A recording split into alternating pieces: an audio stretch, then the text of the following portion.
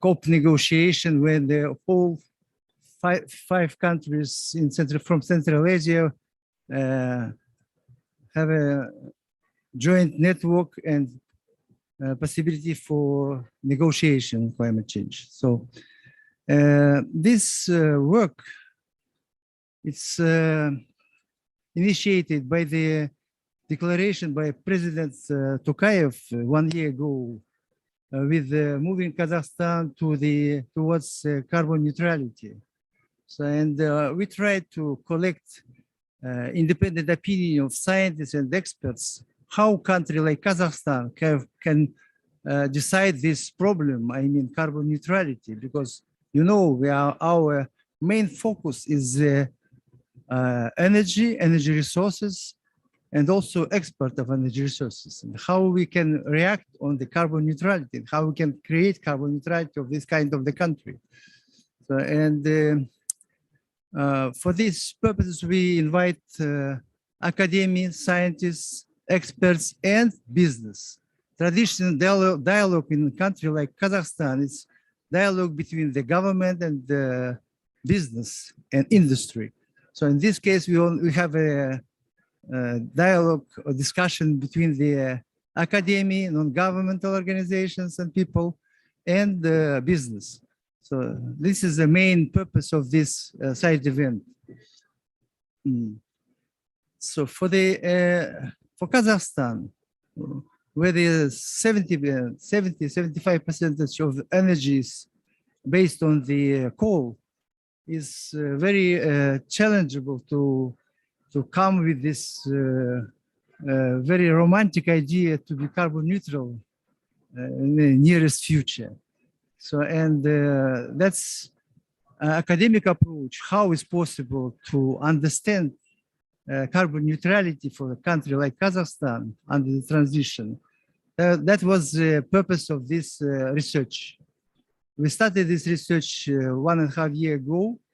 So, and today we will have chance to see what the results. And of course, we are starting first of all with the energy sector, which is very important for Kazakhstan, especially for the transformation into the carbon neutrality. Please, our first speaker, Aydin Bagdalotov, who is the director of the Department for Modeling and Projections. Please, Aydin, the floor is yours.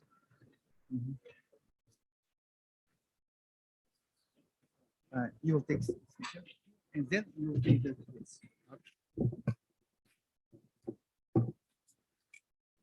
Hello, dear participant of this event online and offsite. Today, my name is Aydin Bagdalotov. I'm here as director of the Department of Modeling. In this presentation, I want to present the result of the decarbonization of the energy sector of Kazakhstan. Next slide, please.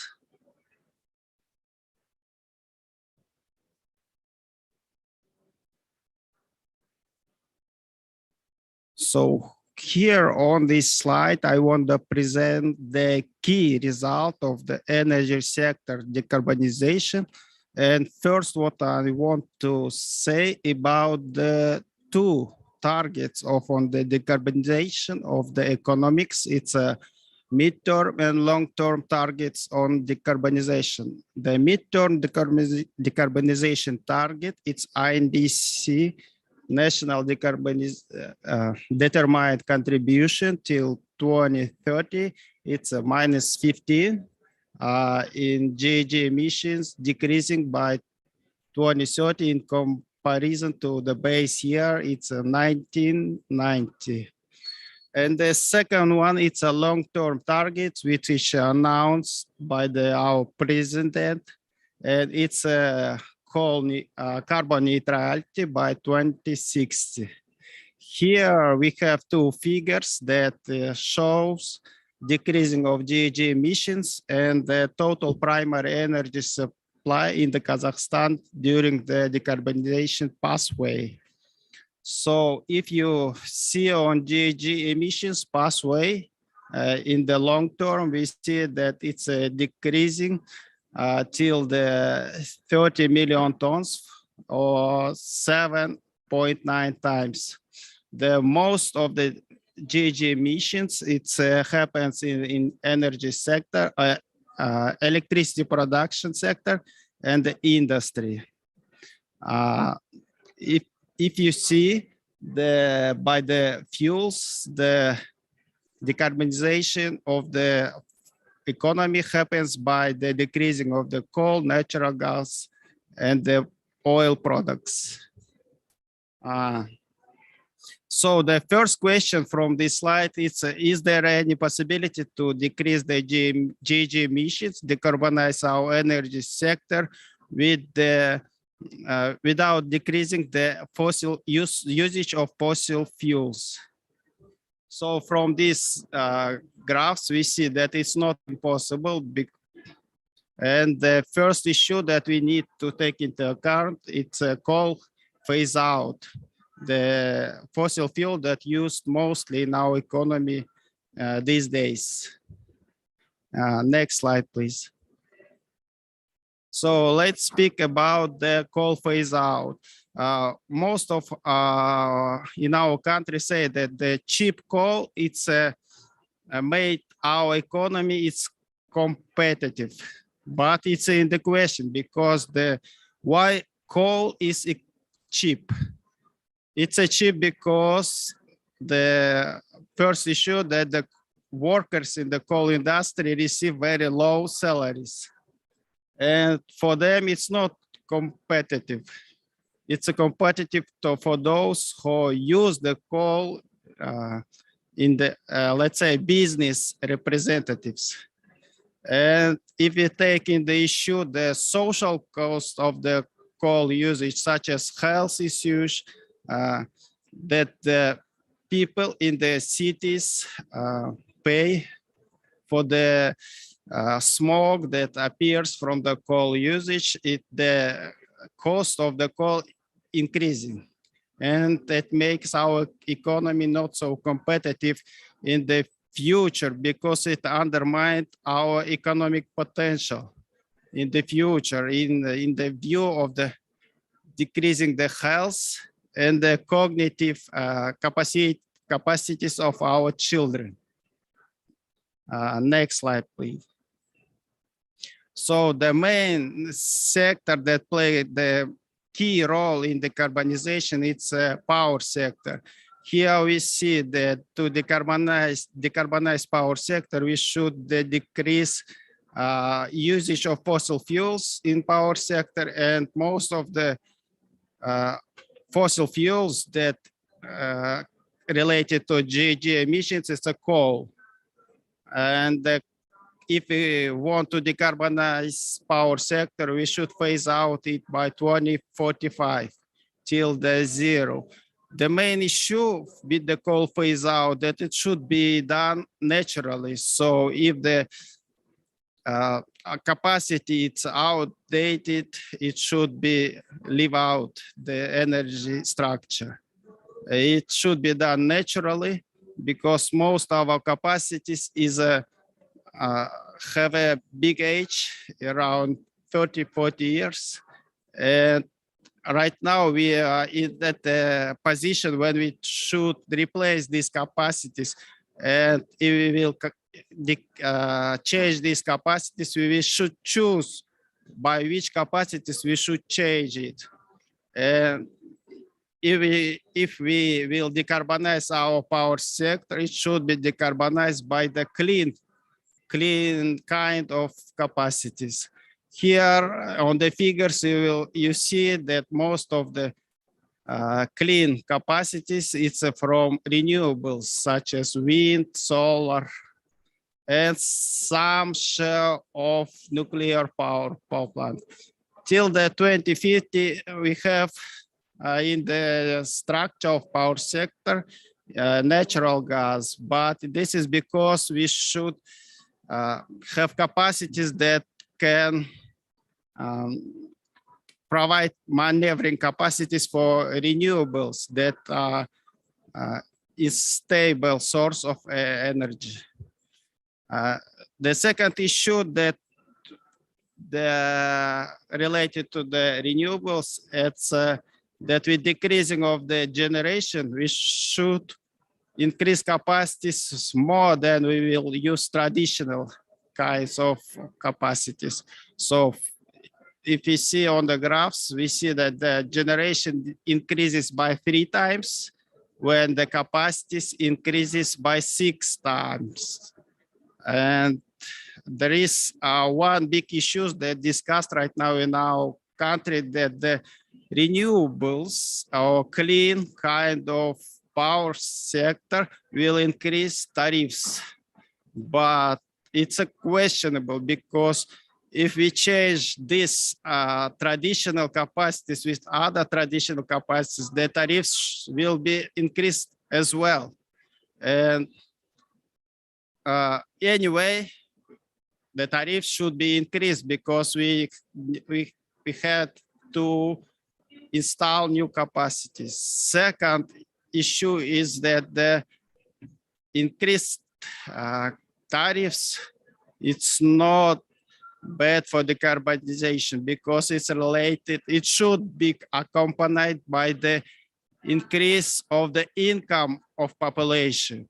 The problem that increased tariffs because we have a low income of populations. If the population will have higher income, the increased tariffs is not, it will be not big issue actually. Next slide, please. So here it's results of the transport and heating sector decarbonization. To decarbonize these sectors, we should mostly electrify them.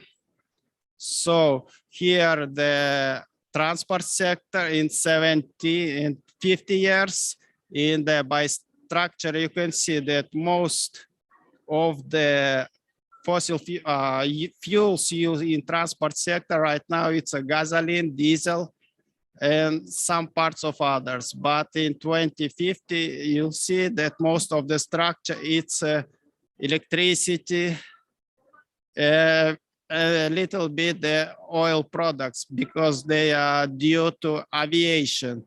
For the aviation, it's not certain which clean fuel can be used in the future. And for the heating sector that play key role in our country, cold country,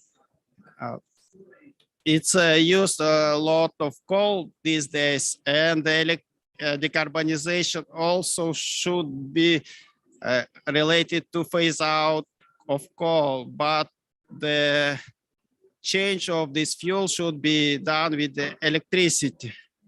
So the central and decentralized heating, both are electrified, mostly by heat pumps and electric boilers. In the decentralized, there are some usage of oil products, small share, but it still exists. Next slide, please. So next, here on the right, you can see conclusions how the energy sector could be looked in the 2030s. So there are totally full coal phase out, some usage of oil products in aviation and heating, natural gas. It's used as a maneuvering capacities, most use of renewables, a bit of fuel that used in agriculture as a biodiesel instead of diesel for the agriculture transport. Next, what I want to say, the main issues or conclusions with decarbonization, it's first, it's a coal phase out, should be done naturally. For that, we should develop elaborate plan. How can we do that? Second issue, it's usage of renewables. And right now, most of the renewables, it's centralized big capacity. But we should pay attention to the distributed type of renewables that can be used at the populations, such as on the roofs and etc. Natural gas also usage is as an intermediate energy. It's a cleaner than coal, but by 2040 it can be used only for maneuvering capacities. Maybe in future there will be other capacity or can be used as a maneuvering, like nuclear, small modular power plants that can maneuver.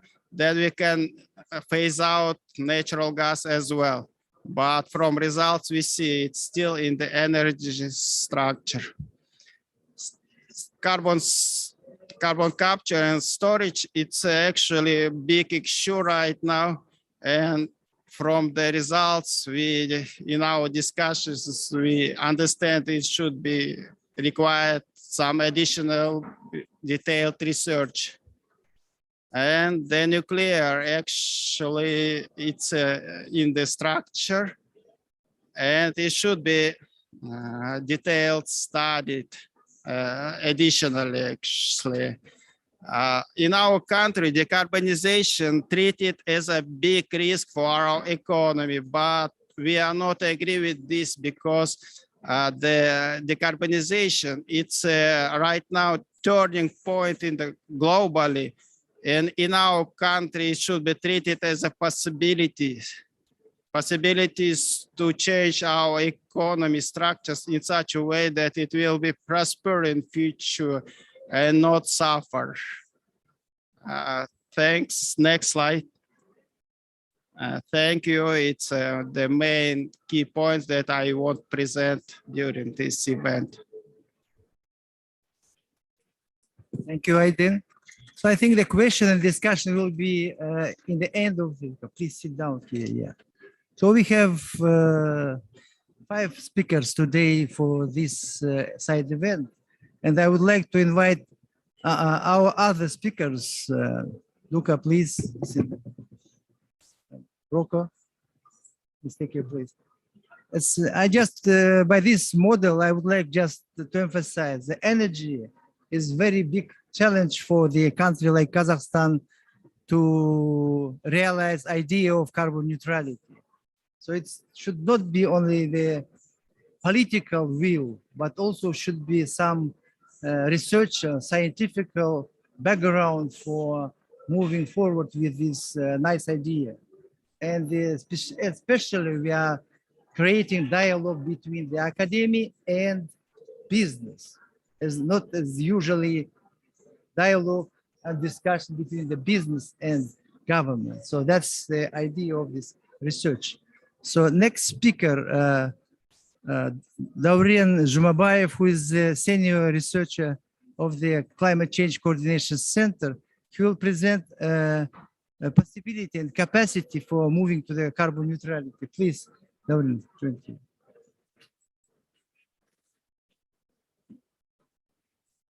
Yes, thank you very much. Dear ladies and gentlemen, my name is Daurian. I'm expert in land use change and forestry sector of GHG emissions calculation and projection. And I would like to present an alternative view on GHG sink in Kazakhstan that may solve all carbon neutrality problem in Kazakhstan.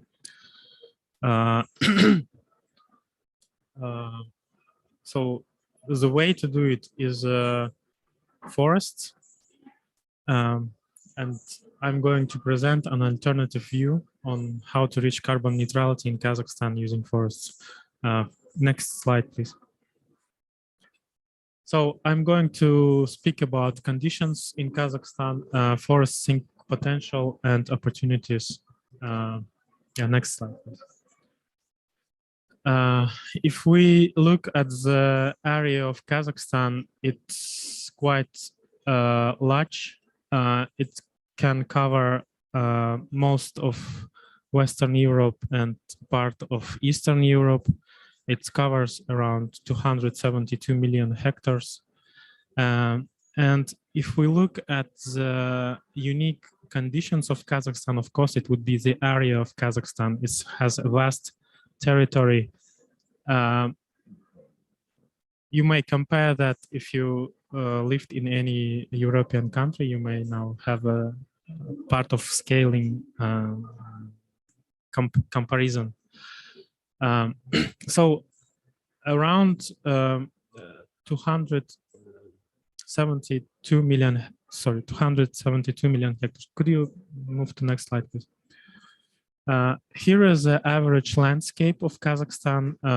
So it's mostly plain with some hills covered by grass. Next slide, please. Here is a forest in central Kazakhstan. Conditions in Kazakhstan proves that forest grows very well. Average precipitation level is around 300 millimeters per year. So soil types also very sorry. Soil types is also very good for planting the soil, because in central Kazakhstan and in most of the part of Kazakhstan, soil grows very well. Next slide, please. And from 272 million hectares, around 1/3 can be used to grow forest potentially. In Kazakhstan, 100 million hectares is land reserve, which is state-owned but not used for any purposes. So it's not agricultural land, it's not settlements land, and it's just reserve land. It means that it's not used for any purposes, but it's owned by state, and that land could be potentially used to grow forests. Taking into consideration that it's a very large territory, the potential to sink carbon is also quite significant. If we go to next slide, 1 hectare of mature forest can sink approximately 7 tons of CO2, and mature forests also have around 100 meter cubic of commercial wood. And that may be very attractive to the manufacturers of furniture that may invest money on the forest plantation and producing furniture. It can be also very attractive to various investors who wants to reduce their CO2 emissions and may finance forest plantation. Next slide, please. If 80 million of hectares will be planted in Kazakhstan, it may potentially sink around 560 million tons of CO2 annually. For comparison, Kazakhstan annual emissions around 380 millions of tons, and that covers all carbon neutrality needs of Kazakhstan. This modeling was made using CBM CFS3 model that is models carbon sinks of forests. It's used widely in Western Europe and Canada. It's actually a Canadian model that is, we adapted that to Kazakhstan to potentially assess potential sink of that area in Kazakhstan. Next slide, please. In Kazakhstan, we have a problem that Constitution of Kazakhstan states that anything that grows above the land and is under the land is owned by state. So if you grow forest, it will belong to state property. So there are only 500 hectares of private forest in Kazakhstan, and it's only needed. There is a need to make changes in legislation to allow private forest, change constitution that excludes state-owned forests clause. And the state can make auctions to distribute reserve land among potential investors who wants to buy land to reduce their GHG emissions or produce furniture or commercial wood and other purposes.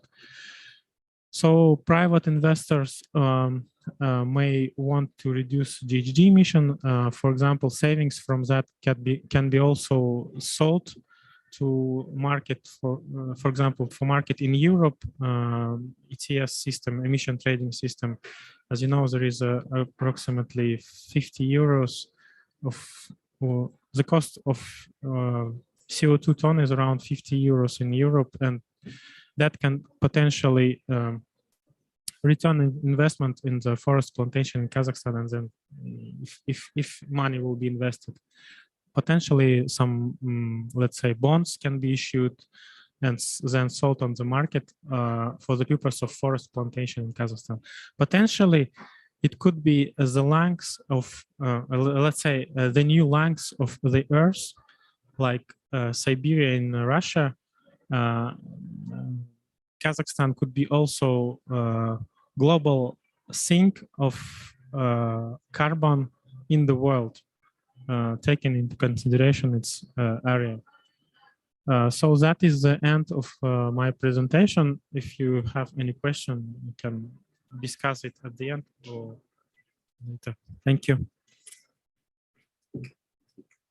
Thank you, Daurian, very much. So as I said, we are now looking for different approaches and models for moving forward with the decarbonization of the economy of this country, typical resource country like Kazakhstan. So, and the third speakers, Rocco De Miguelio, he was the director of the, can you introduce us? So please, Rocco. And this is also the original approach, how we can move forward with the decarbonization of the country. So good afternoon, everyone. I hope you can hear me well. My name is Rocco De Miguelio. I'm an energy system modeler and analyst, and with long experience of collaboration with the colleagues in Kazakhstan. The scope of this presentation is basically to trigger the discussion about cooperative elements that we see for Kazakhstan within Central Asia and with other international players. So we really hope that actually at the end of the presentation, there will be a kind of discussion on these points. Next, please. The word cooperation is one of the key words actually of COP26. But what cooperation means in the framework of this kind of exercise? Well, for us, cooperation is potentially a co-design of policies, the co-development of technological solution, the co-financing of project measure, or the rational exchange of surpluses, basically trade of energy, for example, the sharing of experience, which is pretty much important in my opinion, and I will try to emphasize these points during my presentation, or more in general, the dialogue with other players and countries. So what we did in the framework of this activity was to consider Kazakhstan as a centroid of a strategic game, and to see how Kazakhstan can interplay with the strategies of other key players in the region. Next, please. As I said, cooperation is one of the key words of COP26. Mr. Fatih Birol, he was here a few days ago, emphasized this concept of international cooperation, which is key beyond the technological part. So what we tried to do was exactly to mix and to combine this concept. We have listed the key technologies, or let's say a cluster of technologies, and we tried to map the area of cooperation based on these technologies with some key players in the world, in particular players which are related to Kazakhstan, Central Asia, Russia, China, the EU, and other Western players. So again, the idea was to try to understand in a semi-qualitative manner what kind of space exists to cooperate in view of basically going to zero for Kazakhstan by 2060, because that is a key point that we want to discuss. Next, please. So the first strategic game that we tried to analyze was Kazakhstan and Central Asia. Now, the experience that I can share here is based on a recent project called Paris Rainforest, where I have led the modeling part of Kazakhstan and Central Asia. So what we tried to do in that project, making use of a mathematical model, was to simulate different strategies of all the 5 countries of Central Asia and see where these strategies can basically produce a positive outcome for Kazakhstan in view of this neutrality target. So there are several, let's say, branches of this scenario 3 that we try to explore and that potentially can be further explored. And we try to design this strategic game on the basis of a stakeholder engagement exercise. So we try basically to engage local experts from all the 5 countries to highlight the key area of policies and key areas of synergies. And you see there some of the, let's say, keywords that repeatedly they use to suggest. So watergy, basically the nexus between water and energy, renewable energy, infrastructure, and hydrogen value chain. So we focus basically on different strategies, mainly related to those specific topics. Next, please. Another key player for Kazakhstan is obviously Russia.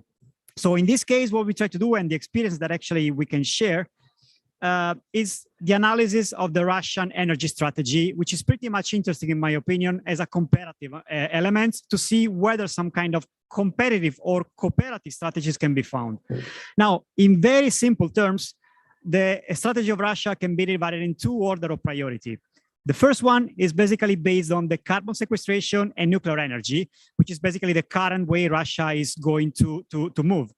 And in addition to this, the production of hydrogen mainly for domestic purposes. It's basically a response to the CBA mechanism of the European Union. And this is also some lessons for Kazakhstan.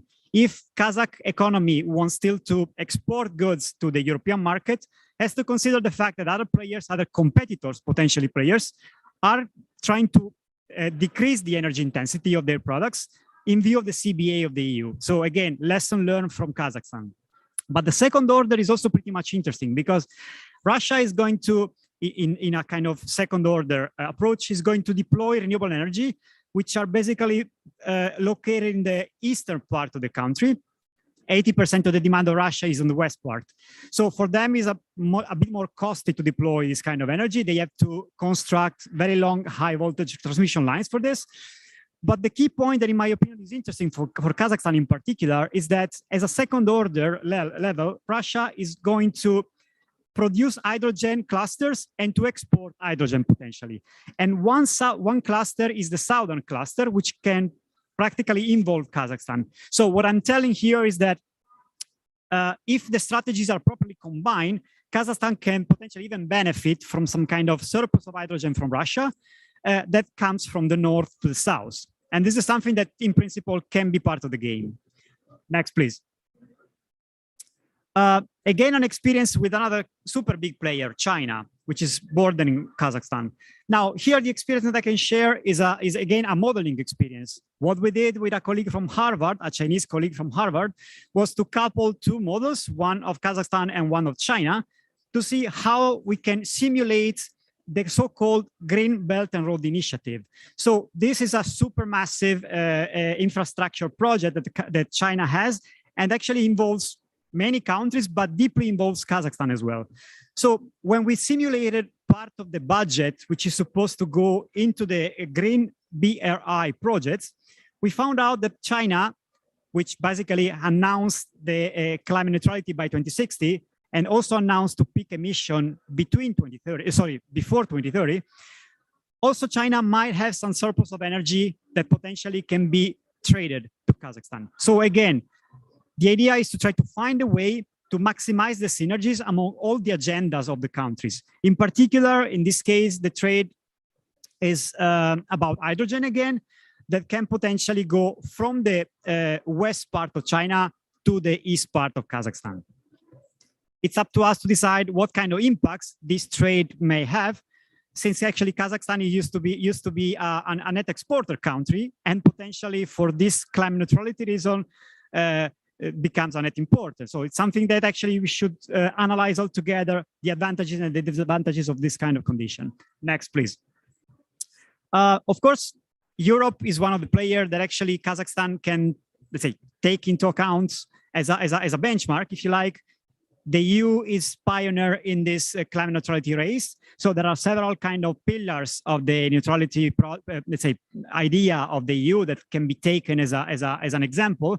But what I want to highlight here is that the EU is going to fund a project, a technical assistance project named SECA, EU to support sustainable energy connectivity in Central Asia, which is about to start. And the idea of this project is exactly to transfer the knowledge that EU is gaining in these years to basically move to neutrality and to transfer this knowledge to Kazakhstan for the next year. So I hope that even through this kind of mechanism, Kazakhstan and Central Asia can benefit from this kind of, let's say, support and assistance.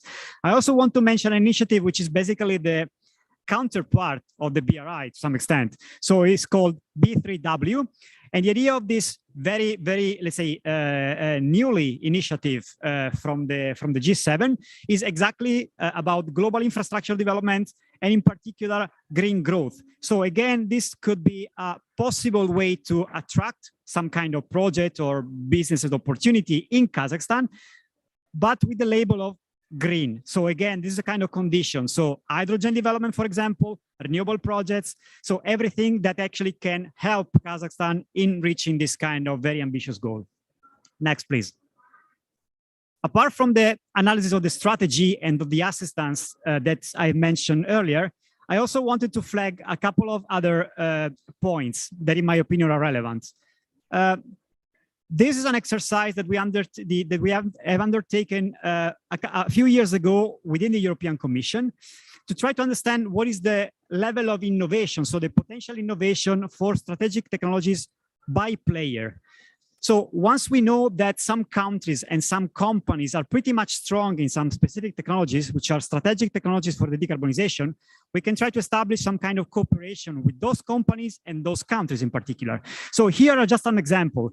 Hydrogen, you see that these indicators is in terms of number of patents. So it's a kind of indicator of the innovation potential of countries and companies that, in my opinion, can facilitate to some extent the, let's say, identification of the key players to collaborate with. So if Kazakhstan decides to develop a hydrogen value chain, you see that there are some players which are very well advanced in this kind of industry. And there are also some companies which are very well advanced. If Kazakhstan decided to deploy nuclear for this kind of neutrality goal, well, you see that there are different types of countries that actually are very much strong in this kind of expertise. So the idea of collaborating can turn towards the collaboration with those companies and those kind of countries. Next, please. And the same about fuel cell and advanced biofuels. So what I want to say here is that even a simple indicator like the level of innovation, if you like, so the European Patent Office database can provide some information that Kazakhstan can use to understand to what extent actually is better to go and to collaborate with one country or one company on the basis of the technology which are needed for Kazakhstan to decarbonize the system. So this is pretty much what I wanted to say. Next, please. Thank you very much. And if you have any question, we can discuss further later. Thank you. Thank you, Rocco. You know each other more than 15 years, I think so. But I don't know exactly what is your position. But today is a Friday, end of the week. And I think it's time for coffee before the next stage of our site event. So we have another two speakers, but I invite all our participants to take a coffee and we'll continue our site event, today's site event, I mean. So please, coffee there. Speaker also invited. So I said that today is a Friday. You can. So because the next speaker, he is from Moscow. So we have a time for preparing his presentation, and then we'll start with his presentation. Vladimir Litvak will join us on the second stage of our side event. Please.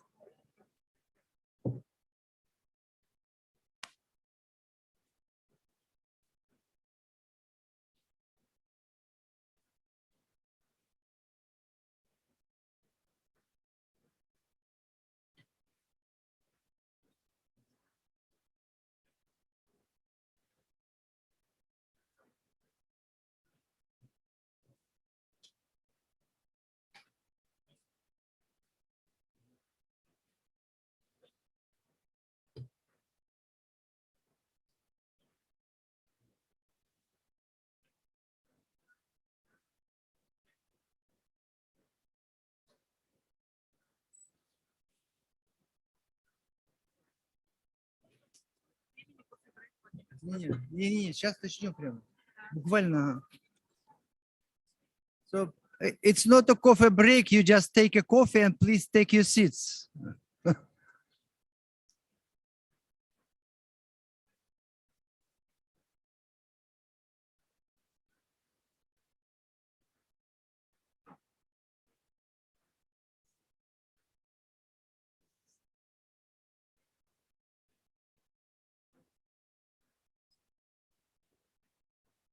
Please take your seats. Who are ready for that?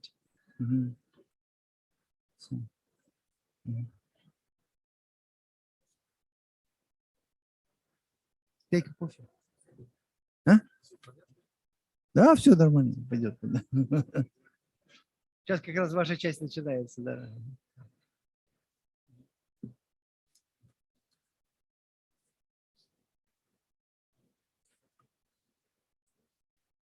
Ну,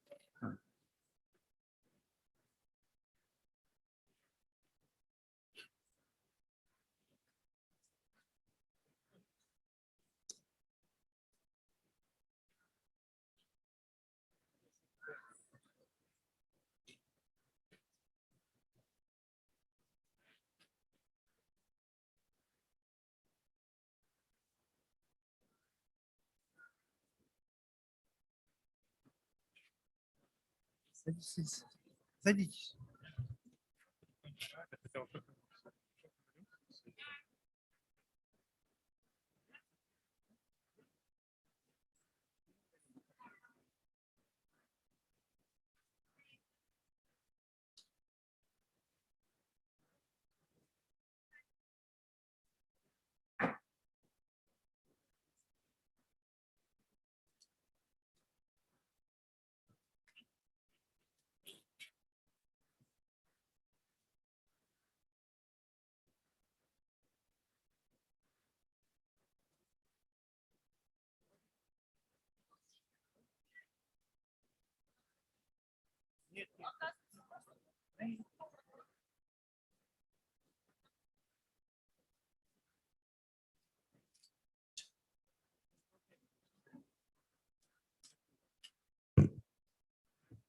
Окей.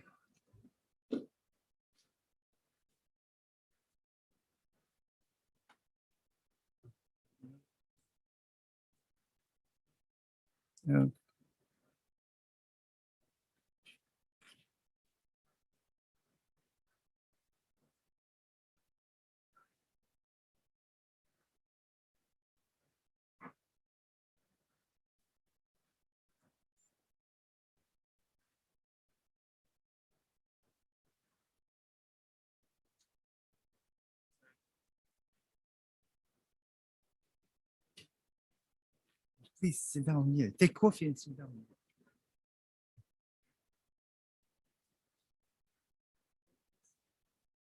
So let's continue.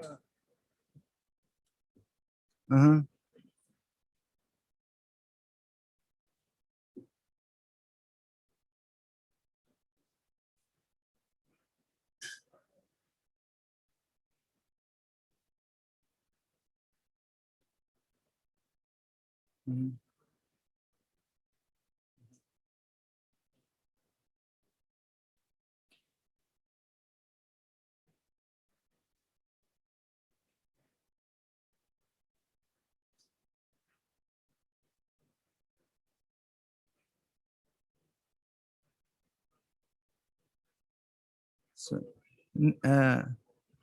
next speaker, Vladimir Litvak, who is the head of the climate finance and carbon markets of VTB Capital. He is now in Moscow as blocked by the COVID, and we welcome him for presentation. Can I start?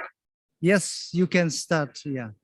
All right. I hope you hear me. You can hear me well. Yeah, we are hearing very well. So sorry for this inconvenience for you, but actually we need some break. No, Okay. not at all. No problem. And Okay, let's go forward. Okay. okay, thank you. Hello, everybody, and thank you for inviting me to this event. Next slide, please.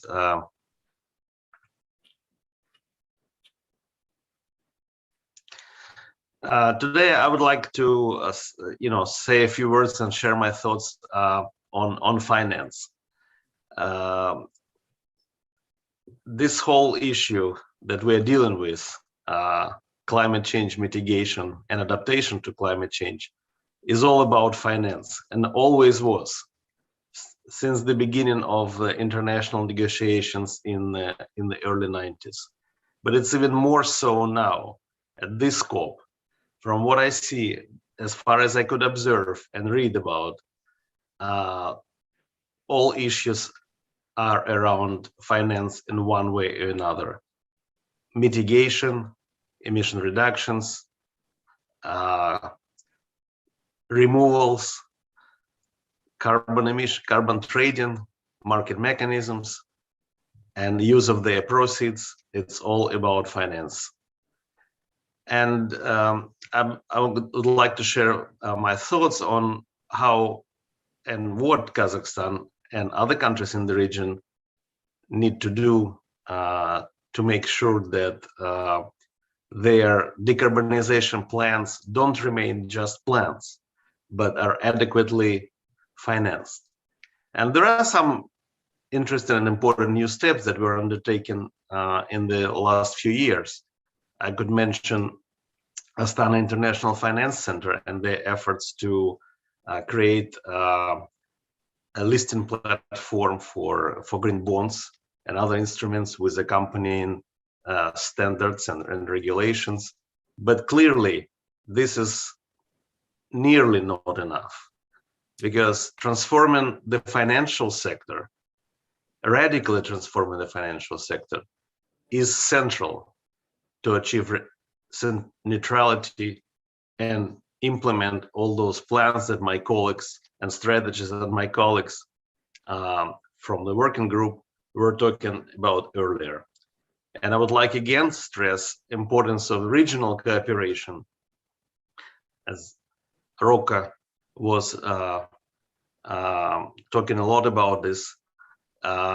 Regional cooperation and cooperation with neighboring major economies, learning from them, sharing knowledge, doing some projects and programs jointly is very, very important in order for the countries in the region, Kazakhstan and other Central Asian countries, use leverage of doing things together. Now, when should the countries start transforming their financial sector? This is a question, and the answer is now, and without any delay.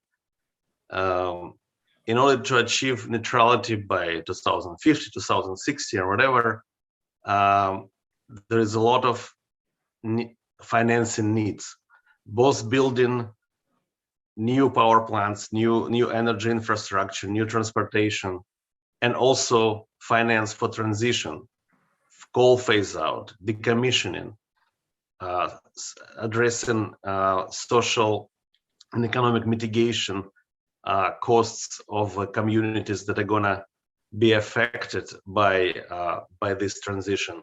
They all need financing, And in order to mobilize this financing, the financial sector and financial decision making needs to be transformed radically. And I cannot emphasize enough that there needs to be a complete transformation of the financial sector. First of all, it needs to start with regulators, central banks and other regulators. They cannot any longer assume neutral stand as they were doing and still doing until now. They need to move into high gear as soon as possible. And what we see in the neighboring countries, in the neighboring major economies, this is happening. The Chinese regulators have moved over the last few years very dramatically to establish new regulations, new instruments, new incentives, new requirements for the financial sector institutions to change their behavior, to move them to finance green economy as a priority. We now see in Russia, just a couple of days ago, Central Bank of Russia has published its pretty detailed roadmap on what it is going to do within the next several years. And they're going to introduce new instruments. They're going to change the way they operate. They're going to change requirements and incentives to make sure that financial sector is moving very fast and very dramatically in Russia to prioritize investments needed to achieve national decarbonization goals. And Russia, as you know, has recently also published its decarbonization strategy. It's also the government and the parliaments in Kazakhstan and other countries in the region that need to pay attention to this in formulating a budget and passing the budget.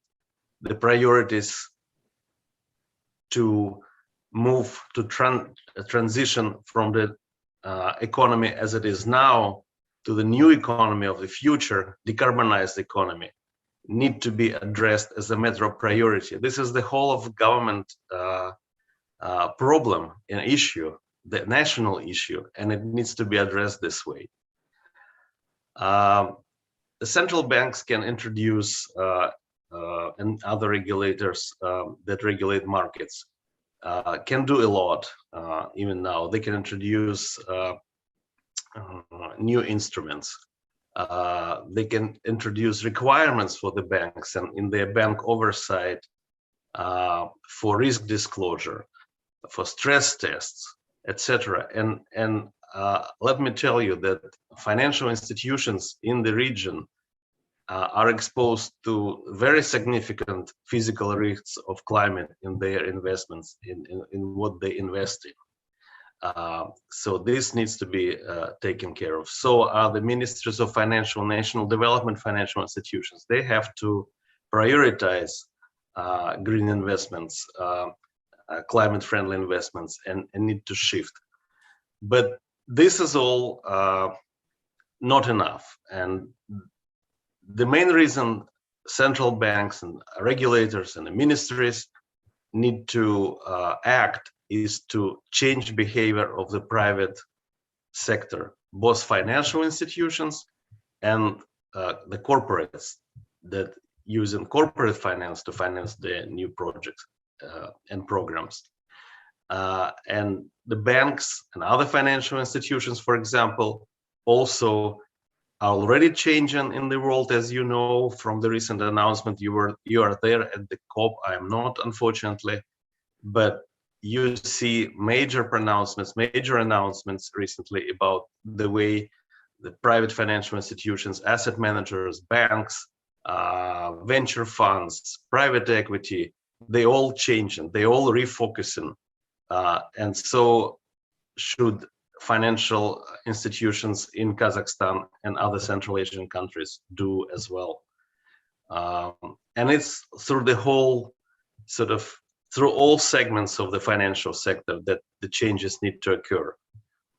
from financing a large energy projects such as renewables, decommissioning old plants and installations, investing in new transport infrastructure, to the very small sort of client level, to retail level.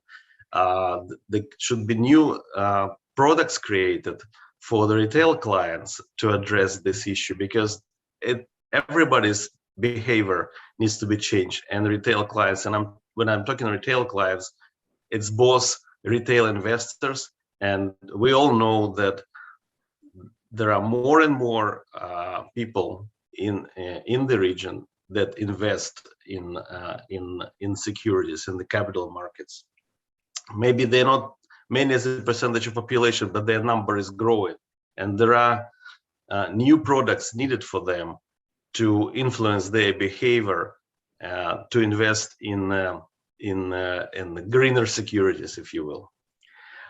So are green mortgages, loans to build small-scale distributed renewable energy, as Aydin was referring to it, etc., etc. And of course, financial education for both the bankers and financial professionals and the clients, telling them, educating them about need to change financial landscape, if you will, in the country and beyond. Next slide, please. And another thing is what is very important is access to international finance. We've seen over the last few days a lot of announcements on initiatives that are driven largely by the presidency, by the UK and Italian presidency. The coal phase-out initiatives, the forestry, deforestation, halt and reverse, methane pledge, etc., etc. But it all needs to be financed. And yes, there are more and more the developed countries are committing to mobilizing more and more finance, partly directly, partially by multilateral development banks. They are ramping up finance. As also there is a lot more private capital that is going to these sectors. But as there is more finance, there are more sources of finance, there is a greater competition from all over the world, the countries that need finance. And is Central Asia high on their priorities? Is Kazakhstan high on their priorities? This is a big question mark. For example, we've seen over the last few days various, in the press, there was an announcement that there is a deal with South Africa that South Africa is going to get, certain number of billions of dollars equivalent to finance, it's called phase out, building renewable energy and decommission coal plants. Indonesia today, I think they were talking about that they need, if they get about $50 billion to build renewables and related infrastructure, then they're going to decommission, they're going to phase out coal electricity, coal-based electricity earlier than they planned. Are there any Central Asian countries are figuring into these pronouncements? I haven't heard about it. Maybe they are, but I haven't heard. So does Kazakhstan. Kazakhstan is as heavily or almost as heavily dependent on coal as South Africa or Indonesia. And it may as well think about joining these initiatives without, it looks like without joining these partnerships, joining these initiatives, the chances of getting international finance, getting attention of international financiers, both in the development finance world and the private sector, are decreasing. The countries need to become visible and need to commit to certain programs and ambitious goals now to be able to access international finance efficiently.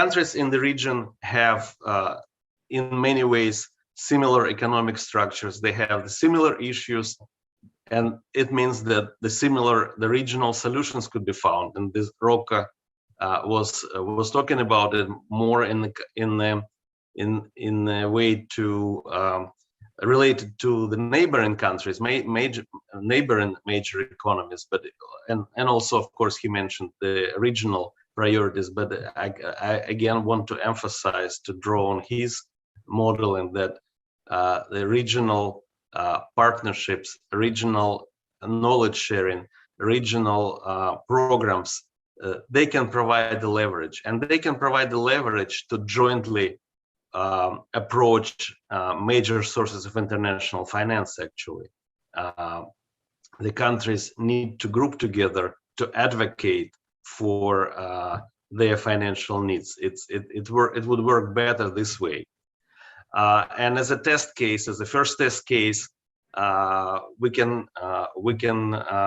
think about, for example, creating a financial platform to address methane abatement in the region, as several countries in the region, I mean, all countries in the region have a methane problem, but some of them are among the major emitters of methane from oil and gas, from the coal industry, and also significant sources of agricultural methane.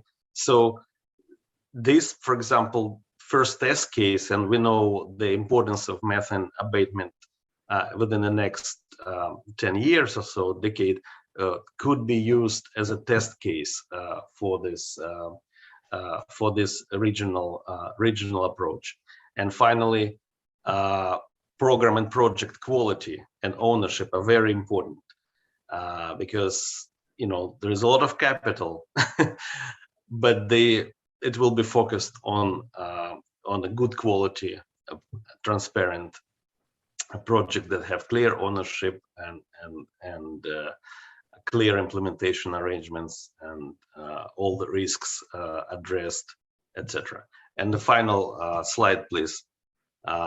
So the conclusions are: you need to act now. You need to learn from near and distant neighbors. You need to get educated and educate your population. You need to form regional partnerships and join international initiatives. And what I would propose is to think about testing the regional pilot financing platform for methane abatement. Thank you very much. Thank you, Vladimir, for your very interesting presentation. Finance is all time is very interesting to know. So last but not least speaker today, Dan Byers, who is the Vice President for Climate and Technology of U.S. Chamber of Commerce. Please, the floor is yours.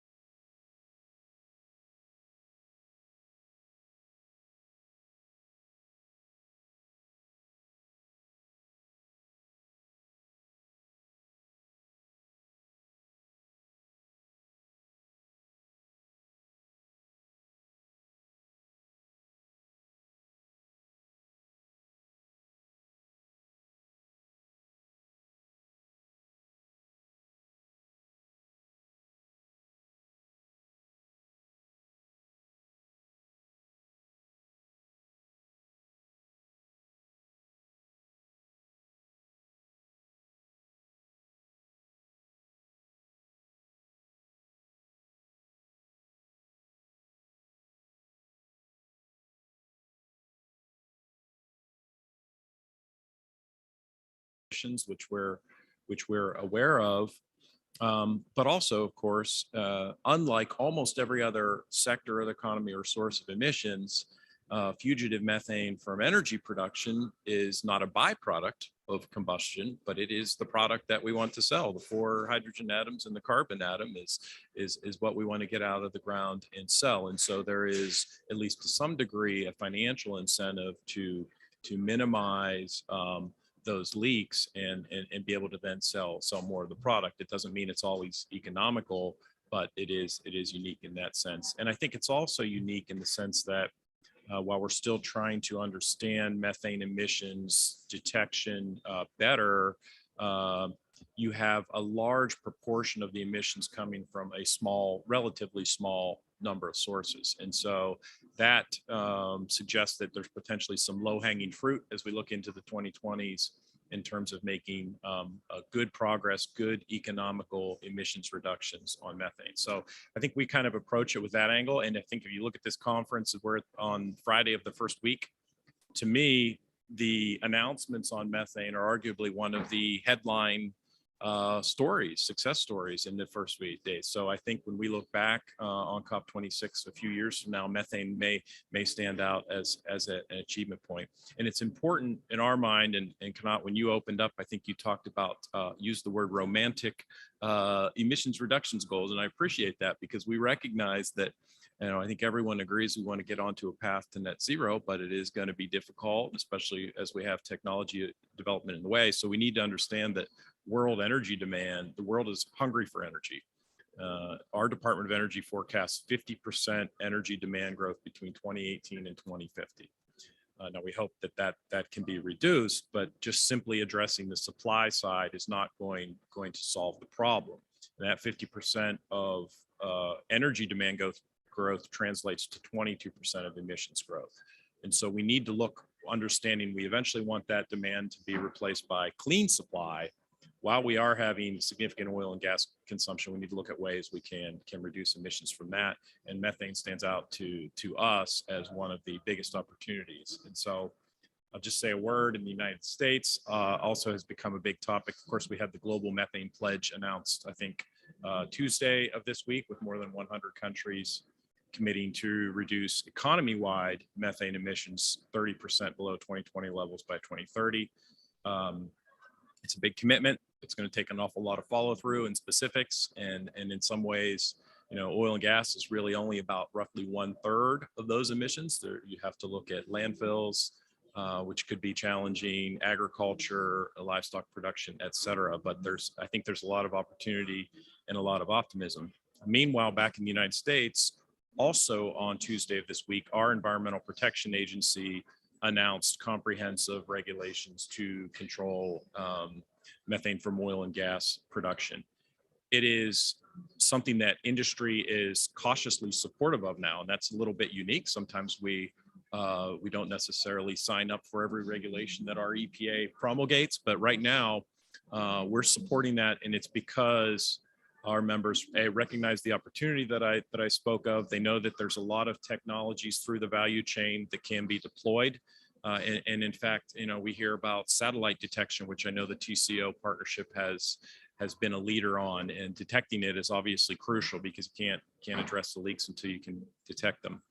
I think looking forward, we would expect that when these rules from our US EPA get implemented, they're going to lead to a lot of improvement in the equipment all across the value chain, and in terms of detection, identification, and mitigation of fugitive methane. And there's no reason in my mind why we shouldn't try to make sure there is a global plan, if the US is going to be leading on standards for this, that we can deploy those same technologies all around the world. And I think that's where the finance issues come in that Vladimir spoke of. And so we hope, I see our friends from the Green Climate Fund are here, and I don't know the statistics on where all of the financial support is coming from, but if you do look, there is clearly a methane emissions challenge in Central Asia. And so I think with all the activity and attention on this, and all the optimism that we can actually make some pretty good inroads in a relatively short period of time,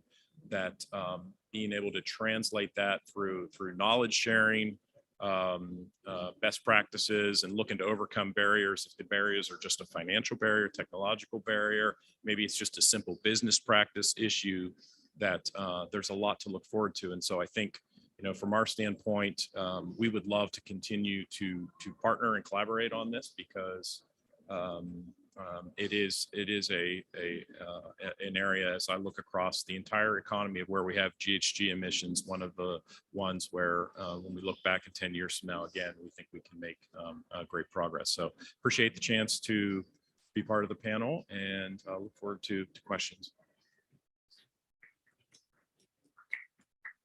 Thank you, Dan, very much for your speech. Before we go to the final stage of our site event, let me introduce myself. My name is Kanat Baygarin. I am now, last 10 years, I am more academic person who are working in Nazarbayev University, which is flagship university of my country.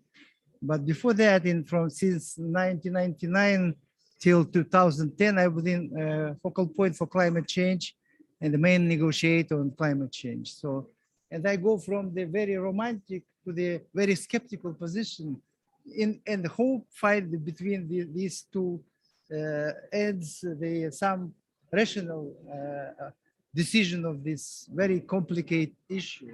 This is the reason why we organize this dialogue between the academy and the business, like a parallel, not opposed of the governmental and business discussion. So, but like a parallel for the finding the right and rational solution of this very complicated issue, especially for Kazakhstan. As far as I named this part of the our site event like carbon neutrality, how far from reality?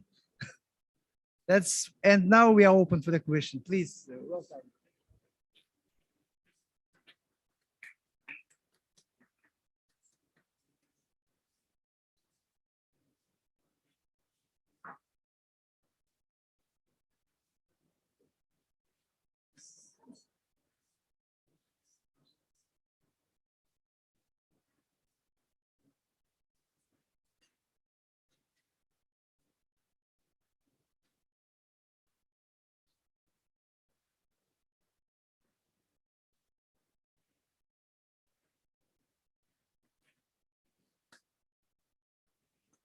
Hello? One? Yes.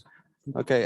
Hello, everybody. My name is Serik. I'm originally from Kazakhstan, currently working here in the UK.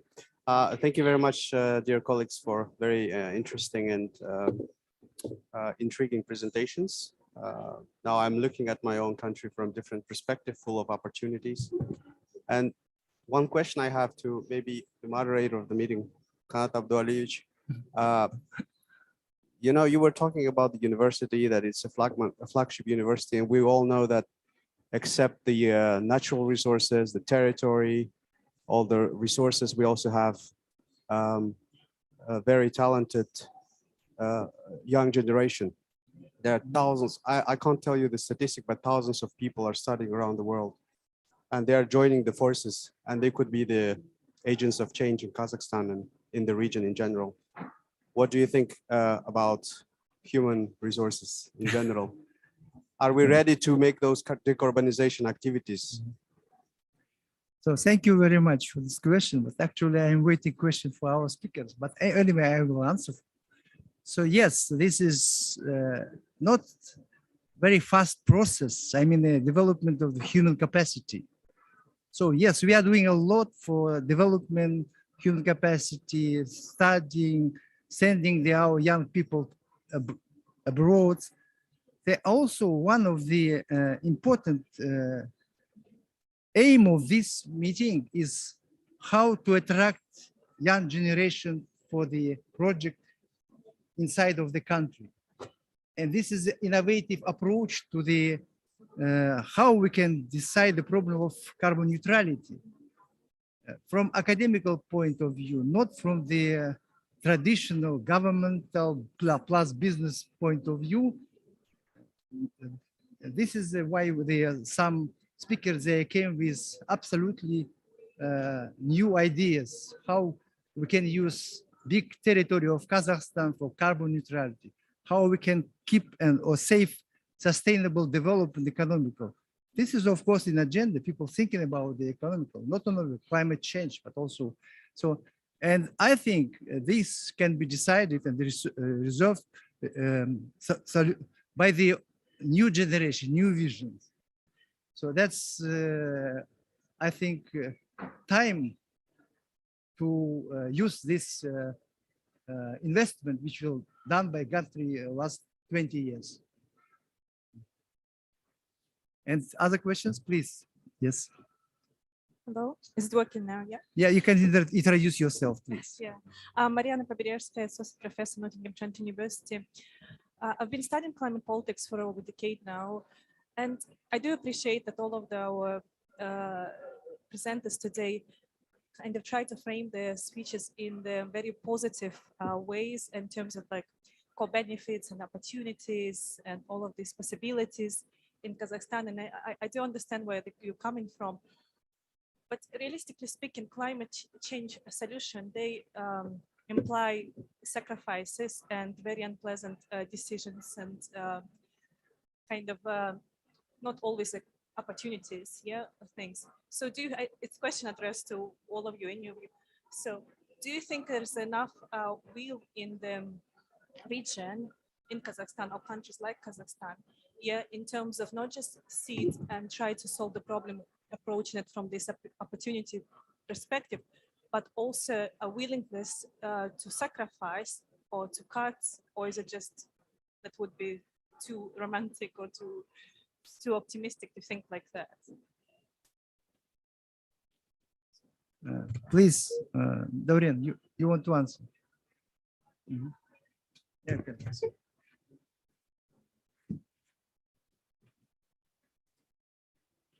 I'll try to answer your question from the agriculture perspective. So in Kazakhstan currently there is a loss of humus in soil in the cropland, and that leads to emission of additional emission of CO2. And it increases Kazakhstan emission by about 10% per year. So 1% of humus reduces every year. So there is only need of political will to introduce something like carbon tax in agriculture that will give a signal to farmers to use a proper agricultural technologies such as crop rotation, enough fertilizers, and that policy in long term will increase or maintain the productivity of soil in cropland in the same level, and that will be economically sensible for farmers. They will save their investments and they will get more money in long term if they will use this policy. So it's like win-win position for in terms of the carbon reduction, GHG emission reduction, and economic revenue for farmers.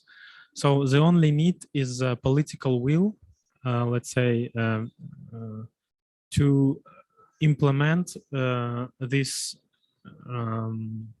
new policies, and political will to be consistent and persistent in the implementation of this new introduction. So in many cases, if this policy is realized right, the community, business, and will win from that, and government also will reduce GHG emissions. So at least in the agriculture, there are many possibilities to make money and at the same time reduce emissions. Thank you, Professor of Mathematics, for your answer. Somebody wants, Rocco, please. Yeah, thank you for the question. Just again to provoke, yesterday or the day before yesterday, there was a nice presentation here at COP it seems that they've monitored the number of hours of work lost due to climate change at the global level. And this corresponds to 50% of the hours of work lost due to Corona in 2020, which basically means that every 2 years, due to climate change, we have a coronavirus. This is huge in terms of economic losses. So the point is that definitely it's not simple to go neutral for Europe, for the US, and for Kazakhstan, even more probably. But the cost of not trying to go neutral, well, risk to be even higher. And what I want to add also is that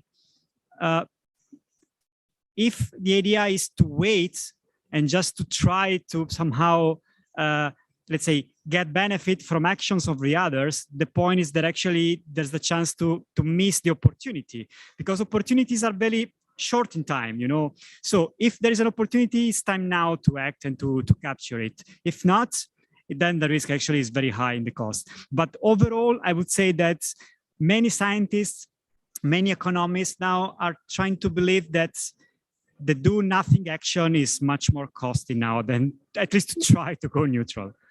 Thanks. Thank you, Rocco, for the answer. Oh, please.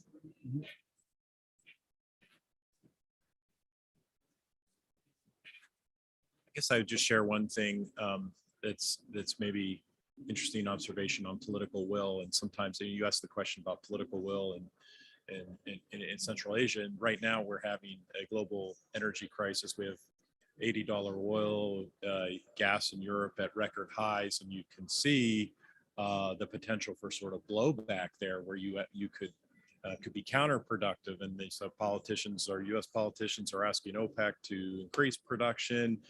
There's bailouts of energy companies, you know, throughout Europe, and so it's a little bit of a.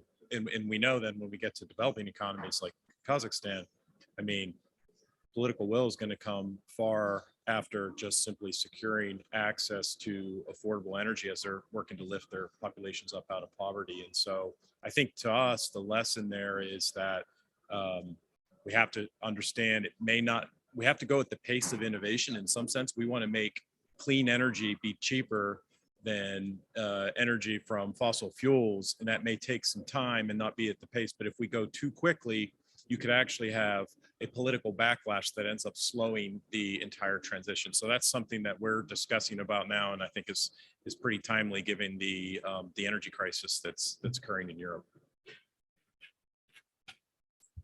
Thank you, Dan. Any questions? May I add a few words? Oh, Vladimir, please. Yeah. Yes. So one question, four answers. That's great. Right.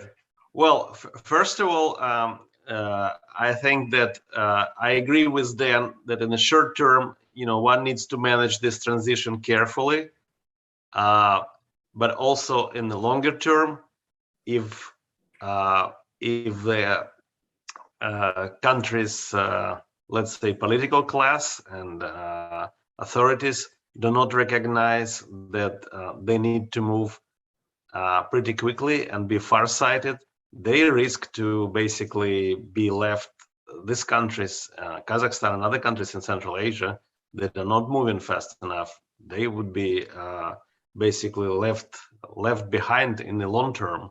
So they need to do both.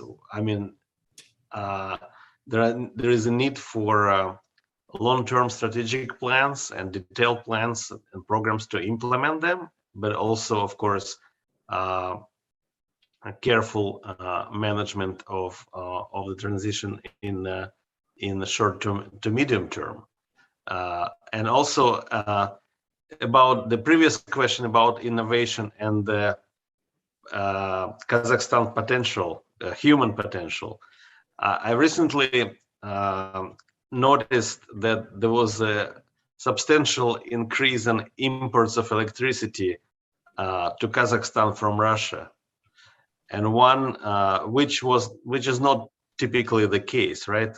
Usually Kazakhstan imports very little electricity from Russia, but this time there was like a spike, and a main reason for this, it seems to be, is substantial growth in crypto mining in Kazakhstan. Kazakhstan is I think, has become one of the leaders, and mostly mines crypto on cheap coal. So something to think about. I don't know exactly what it means. Human capacity on the crypto mines. Well, on one hand, there is a lot of human It's advanced, human capacity and people who are innovating. We in a know way. about this. Kazakhstan is second of crypto mining. So as we are number one in uranium mining, but also crypto mining second. Please, your question. Hello, my name is Luis. I'm from Brazil and Amazon. I'm responsible to implement a project in Amazon focused on pharmaco, foods, and biocosmetics. And I would like to know if you have any interest into investment in another places like Amazon to bring some sex appeal from your region, as you don't have so much forests and you need some resources to do that. Thank you very much for your proposal. So I think we are very early. We will join to Amazon because of the water problem. Thank you. Anybody answer?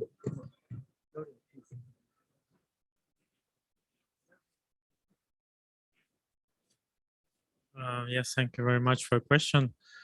For now, we are trying to